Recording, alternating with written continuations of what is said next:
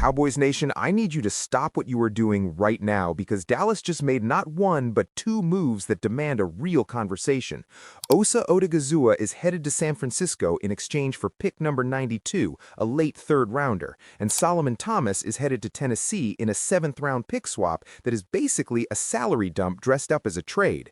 Two defensive linemen, gone in the same afternoon, and the question that every Cowboys fan needs to be asking right now is not whether these moves happened, they happened. The question is whether there is a plan behind them, because right now, from the outside looking in, this defense has a crater where its interior used to be. But before we get into all of it, one fan to another, do me a favor, subscribe to the channel and drop your reaction in the comments. This community exists because of you, and your voice belongs in this conversation. Let's get into it. Okay, let me start with what the Cowboys actually have right now along the defensive line because context matters here. You have Quinnen Williams, you have Kenny Clark, and after that you are looking at depth pieces and question marks. That is it. They went from their deepest position group on the entire defense to one of their most urgent needs in a single afternoon. And I want to be clear about what that means in practical football terms. Every snap along that interior now carries more weight. Every double team, every run game rep, every passing down push. The margin for error just shrunk significantly, and that is not a small thing when you are already trying to rebuild a defense from the ground up. Now here's the piece that frustrates me most. This is not a situation where the cap numbers tell a clean story. The Osa trade saves Dallas roughly $4.75 million in cap space. Not $15 million, not $20 million, 4.75. The cash savings are more meaningful, closer to $16.75 million, because San Francisco picks up that financial commitment going forward. But cap space and cash are different conversations, and if you are moving a proven starter, a guy you just paid for a late third-rounder and a few million in cap relief, the move had better be the setup for something significant, because right now it looks like the Cowboys cleared room at the dinner table and forgot to order the food.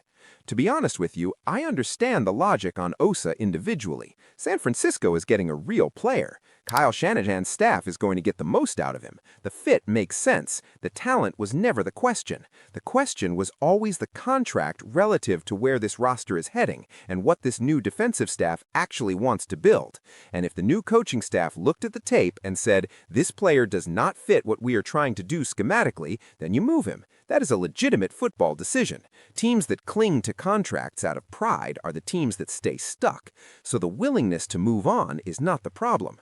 The problem is the timing. The problem is doing this on March 11th, 3 days into free agency, before you have replaced a single interior lineman of consequence. The problem is creating the hole before you have filled it, because the free agent market for defensive linemen right now is not a market, it is a clearance rack. You're looking at players past their prime, injury histories, and one-year reclamation projects. Sebastian Joseph Day is a reasonable fit, but beyond that, the cupboard is not exactly stocked with impact players waiting to solve what Dallas just created for itself. So what does this mean for the draft? And here is where it actually gets interesting, because if you believe the Cowboys have a plan, and I am not fully there yet, but I am listening, then this is all pointing toward one thing. They want to address this position with a premium pick in April.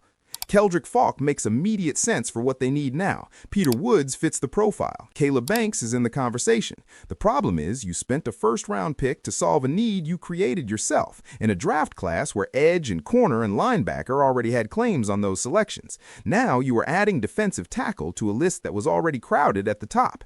And that is the real cost of this afternoon that the numbers do not fully capture. It is not just the cap savings or the pick value, it is the draft flexibility you just surrendered. 2 first-rounders becomes a lot harder to use aggressively on offense when the defense is actively on fire. Here's what I want to believe. I want to believe that there is a move behind the move, that the Cowboys are creating cap space and clearing the roster with a specific target in mind, that somewhere in this front office there is a board with a name circled on it and a contract number written underneath, because that is the only version of this afternoon that makes complete sense. You do not gut your interior defensive line in the middle of free agency without a plan unless you are comfortable with chaos, and while the Cowboys have historically been comfortable with chaos, this feels different. The Jalen Thompson signing at safety shows the team is active and willing to spend.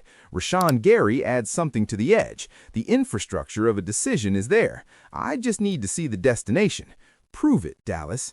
That is where I land right now. Not panic, not blind faith. Prove it. Show me the move that makes this afternoon make sense. Because right now you have created urgency at the most thankless position in football, in a market where there is almost nobody worth calling. And that means April matters more than it did this morning.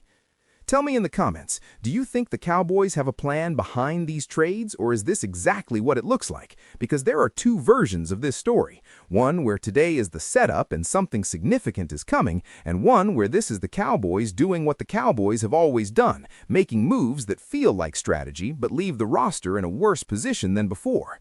I know which version scares me. I know which version I am hoping for. Drop yours below. Because if they have something coming, this gets a completely different grade by the end of the week. And if they do not, this is the kind of afternoon that defines a front office for years. The clock is running. Let us see what they do with it.